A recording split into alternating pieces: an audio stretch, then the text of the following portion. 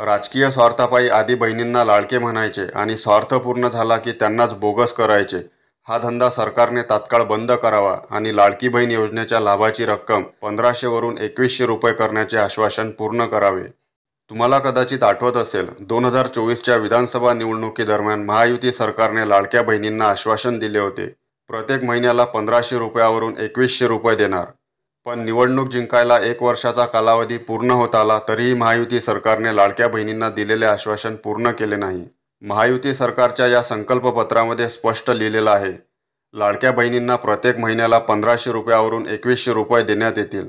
पण याबद्दल आदितीताई तटकरे पहा काय म्हणतात।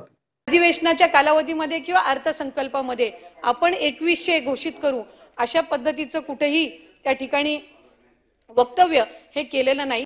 आदितीताई तटकरे यांच्या म्हणण्यानुसार महायुती सरकारच्या संकल्पपत्रामध्ये असं कुठेही लिहिलेलं नाही की अधिवेशनाच्या कालावधीमध्ये किंवा अर्थसंकल्पामध्ये 2100 रुपये घोषित करू।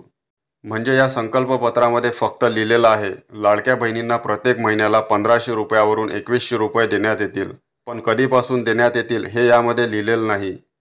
याचा अर्थ महायुती सरकारने लाडक्या बहिणींना दिलेले 2100 रुपयाचे आश्वासन हे पूर्णपणे खोटे आहे। 2029च्या विधानसभा निवडणुकीमध्येच हे आश्वासन पूर्ण करतील की काय असा प्रश्न लाडक्या बहिणींसमोर निर्माण झाला आहे। आज रोजी जवळपास 2,52,00,000 महिला लाडकी बहीण योजनेतून लाभ घेतात। यातीलच 26,34,000 महिला बोगस लाभार्थी असल्याची माहिती समोर आली आहे।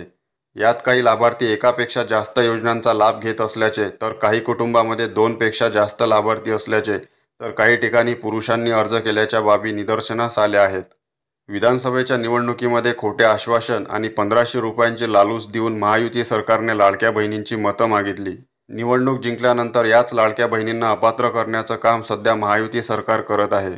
निवडणुकीच्या आधी 2 महिन्यांचे पैसे ॲडव्हान्समध्ये देणारं हे सरकार आता महिना संपत आला तरी लाडक्या बहिणींच्या खात्यामध्ये पैसे टाकत नाही। म्हणजे गरज सरो आणि वैद्य मरो अशी अवस्था यांनी लाडक्या बहिणींची करून ठेवली आहे। याबद्दल तुमचं काय मत आहे मला कमेंट करून नक्कीच सांगा। भेटूया पुढच्या व्हिडिओमध्ये। धन्यवाद।